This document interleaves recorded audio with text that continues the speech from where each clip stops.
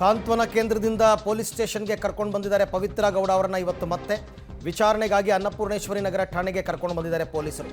ಅಂದರೆ ಈಗಾಗಲೇ ಸಾಂತ್ವನ ಕೇಂದ್ರದಲ್ಲಿ 3 ದಿನವನ್ನು ಕಳೆದಿದ್ದಾರೆ.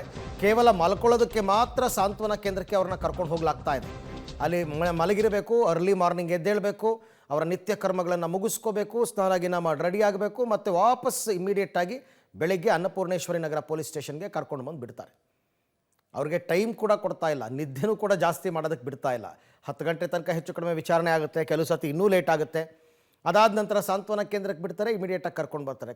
ಸೊ ಹಾಗಾಗಿ ಈಗ ಒಂದು ರೀತಿ ಇವರು ಕೂಡ ಹೈರಾಣ ಆಗಿಬಿಟ್ಟಿದ್ದಾರೆ. ಅನ್ನಪೂರ್ಣೇಶ್ವರಿ ಠಾಣೆಗೆ ಈಗಾಗಲೇ ಪೊಲೀಸರು ಕರ್ಕೊಂಡು ಬಂದಿದ್ದಾರೆ ಅಂತಕ್ಕಂಥ ಮಾಹಿತಿ ಸದ್ಯಕ್ಕೆ ಲಭ್ಯ ಆಗಿದೆ. ಸೊ ಹಾಗಾಗಿ ನಿನ್ನೆ ಏನು ಅವ್ರನ್ನ ಯಾವುದೇ ಸ್ಥಳ ಮಹಜರಿಗೆ ಅಂತ ಹೊರಗಡೆ ಏನು ಕರ್ಕೊಂಡು ಹೋಗಿರಲಿಲ್ಲ, ಮೊನ್ನೆ ಕರ್ಕೊಂಡು ಹೋಗಿದ್ರು. ನಿನ್ನೆ ಅವ್ರನ್ನ ಇಡೀ ದಿನ ಅನ್ನಪೂರ್ಣೇಶ್ವರಿ ನಗರ ಪೊಲೀಸ್ ಸ್ಟೇಷನ್ಲೇ ಇಟ್ಟು ಅವ್ರನ್ನ ವಿಚಾರಣೆಗೆ ಒಳಪಡಿಸಿದ್ದಾರೆ. ಸಾಲದಕ್ಕೆ ಏನು ನಡೀತಾ ಇದೆ ಅಂತ ಗೊತ್ತಾಗಬಾರ್ದು ಅಂತ ಶಾಮಿಯಾನ ಎಲ್ಲ ಕಟ್ಟಿದ್ದಾರೆ.